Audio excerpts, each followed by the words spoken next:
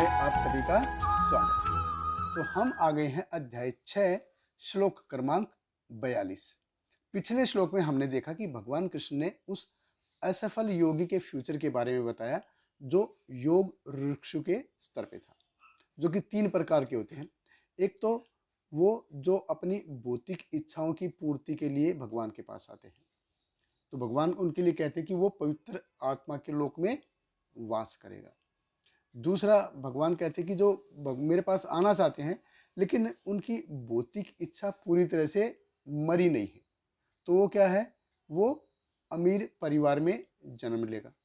और तीसरा, भगवान कहते हैं कि जिनकी भौतिक इच्छा नहीं है लेकिन वो क्या है, योगारूढ़ के स्तर पे नहीं पहुंच पाए, तो वो पवित्र आत्मा के घर में जन्म लेगा, वो बहुत ज्यादा आगे नहीं बढ़े। तो ये उनके लिए पिछला श्लोक था। और भगवान कृष्ण कहते हैं कि जो योग वृक्षों में बहुत आगे बढ़ गए हैं लेकिन योगारूढ़ के स्तर पे नहीं पहुंचे हैं, तो उसकी गति क्या होगी, ये भगवान कृष्ण इस श्लोक में बताते हैं। तो भगवत गीता अध्याय 6 श्लोक क्रमांक 42।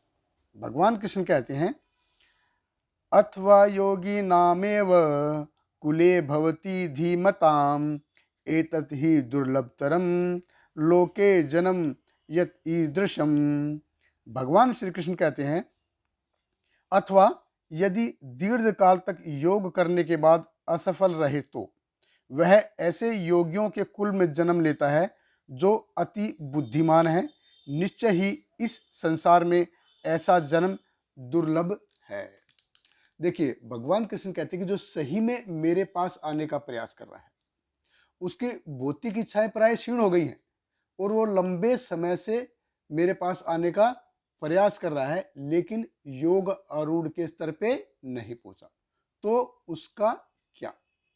भगवान कृष्ण कहते हैं, कुले भवति धीमताम, कि वो योगी परिवार में या बुद्धिमान परिवार में जन्म लेगा। तो योगी परिवार क्या है, योगी परिवार मतलब वो परिवार पूरा का पूरा कृष्ण भावना भावित है। वहाँ पे माँ पिताजी कैसे जी रहे हैं, सिर्फ भक्ति को आधार मान के ही अपना जीवन जी रहे हैं कि उनको सिर्फ भगवान कृष्ण की सेवा करनी है और उसको कुछ नहीं करना है। धीमताम, धीमताम मतलब भगवान कृष्ण कहते हैं कि वो मेरे पास आना चाहता है तो डेफिनेटली क्या है, वो बुद्धिमान है। चाहे वो किसी भी अवस्था में हो, वो भगवान कृष्ण की सेवा के लिए आना चाहता है भगवान कृष्ण के पास, तो वो भगवान कृष्ण कहते हैं कि वो बुद्धिमान है, तो उसमें उनका कोई नुकसान नहीं होने वाला। भगवान कृष्ण कहते हैं, दुर्लभ तरम लोके जन्म यत ईदृशम, कि रियली में ऐसा जन्म बहुत ही दुर्लभ है, बहुत ही मुश्किल है। देखिए, जैसे गुड बेटर बेस्ट, अच्छा उससे अच्छा और सबसे अच्छा, बैड वर्स वर्स्ट, खराब उससे खराब और सबसे खराब। जैसे डिग्री है ऐसे ही डिग्री है ये दुर्लभ, दुर्लभतरम, दुर्लभतम। तो भगवान कृष्ण कहते हैं कि इस प्रकार का जन्म हासिल करना, ऐसी माँ के गर्भ से जन्म लेना, रियली ये क्या है, दुर्लभतरम है। ये एक किस्म से देखा जाए तो भगवान कृष्ण की तरफ से एक स्पेशल फेवर है। कोई अगर अमीर परिवार में जन्म लेता है, अमीर परिवार में जन्म लेता है जहाँ पे सोने की थाली में खाते पीते हैं, ऐसा है, तो वहाँ पे क्या है, ऐश्वर्य भर भर के है, बहुत ऐश्वर्य है।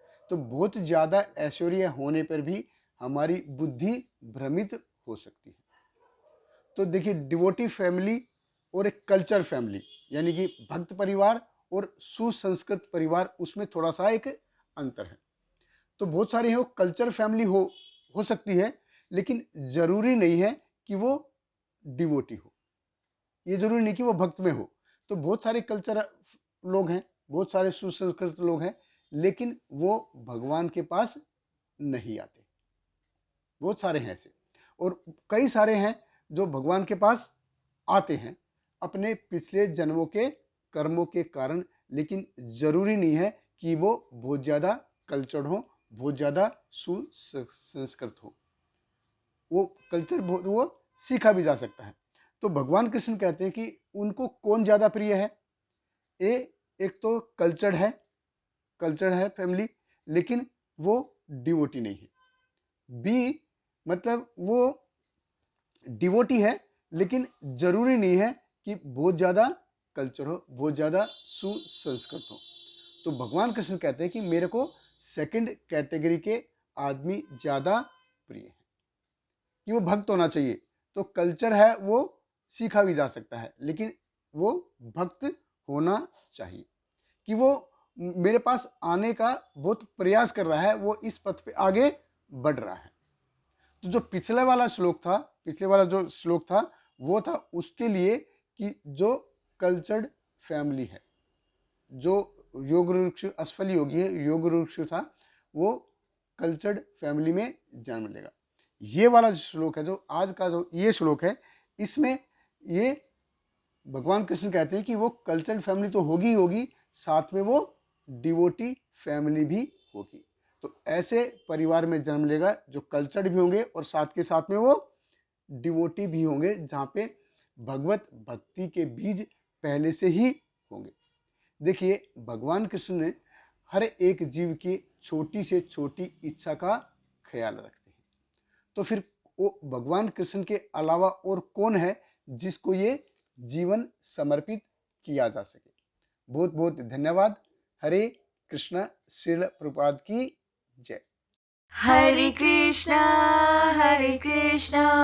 Krishna Krishna, Hare Hare, Hare Rama,